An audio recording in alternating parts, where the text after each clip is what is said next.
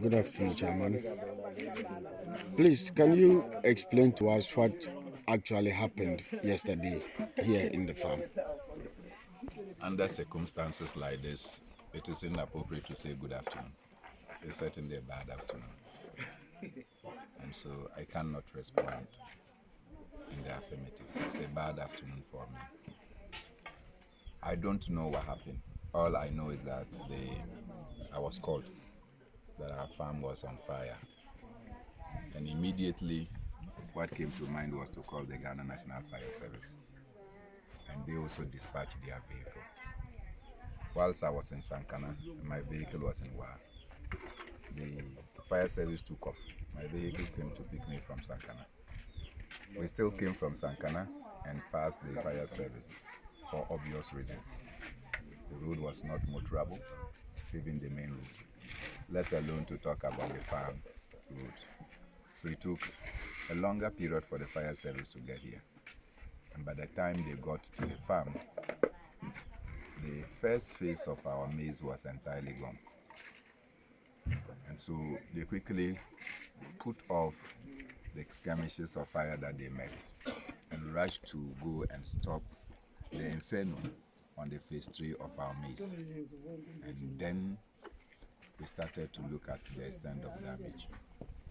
That is what I can say happened. The other thing I can say is that there were people who were on the farm, close to 10 people that were working on the farm yesterday. They were shelling with one of these local manufactured sheller. And so they were shelling just at the entrance of the maize. They had shelled 2 bands. And they noticed that fire had started from within the farm before it was even outside of the farm. And when because there is a borehole, they use the water, according to them, to be able to contain the fire. Anytime the water touched the maize that was in fire, you could see that the inferno rather increased, meaning that it was not a natural event because the inferno became higher. And so at that point, they could not contain or do anything about the fire. They were helpless. And so the fire took control of the portions. They managed, because phase 4 is very close to the maize, the phase 1. And so they managed to stop the fire from entering the phase 1 of the phase 4 of the maize. So as you walked around the field, the entire field is gone. This is the only field I did for last year. Last year we did not even provide fire belt as open and as wide as we did this year. There were bushfires, but it did not enter our crops. Bushfires did not enter our crops because we had a very thin fire belt. This time you can see that the fire belt is bigger and wider. And yet, when you went around the farm, that was the amazing. You saw that there were small bands of maize. They were touched by the fire. And you cannot see any trace of the fire coming into it. If you don't suspect arson, you cannot suspect anything. And so, where I sit without any professional a report from my lay person's view, this is a deliberate, targeted attack on my farm. Yeah, I'm happy that none of our animals got hurt. The people working in the farm, none got hurt. And so we have not lost any person or any animal. We only lost crops. And of course, we lost the cashew that was planted there. We will come back stronger. In your estimation, what is the extent of damage if you quantify what you have invested into the farm? 50 acres of maize, and this is hybrid maize. This is the pioneer maize. And so it is the most high yielding maize. You are told that with pioneer, you can get up to 30 to 38 bags of maize per acre. So if you have 50 acres, and you are multiplying it by even the minimum of 30 bags, maxi bags per acre. So you multiply 30 by this, you see the number of maize that we are talking about. And so were targeting so much maize from this farm.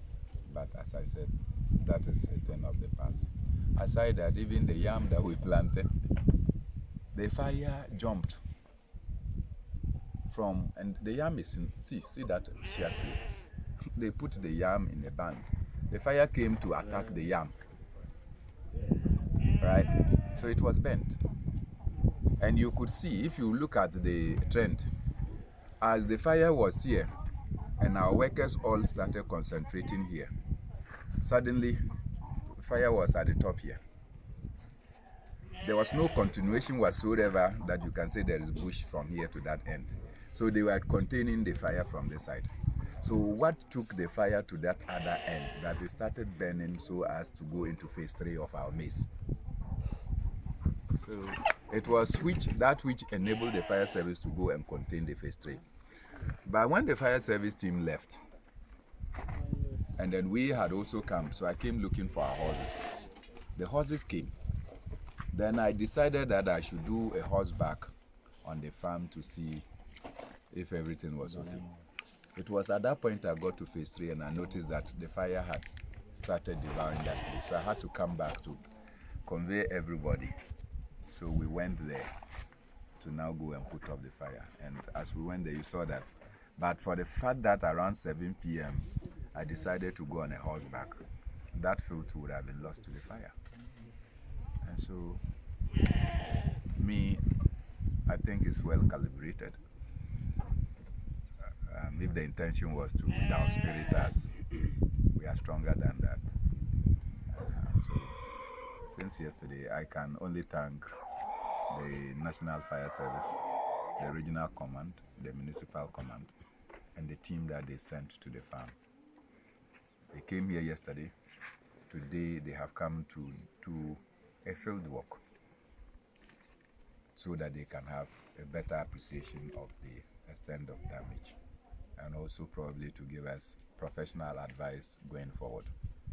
I also thank the Ghana Police Service, in particular the Regional Commander, Peter Ndekuri, who upon missing my calls called me early this morning to find out why, and immediately dispatched his team to also come and look at the extent of the damage. As for the Ministry of Agric, I cannot say much because before I could wake up, the Regional Crops Officer was already on the farm and did his own assessment. So I thank all who kept calling to be able to give us some encouragement. But you can see, it is not us, it is rather the women in particular who worked on the farm. They feel very devastated.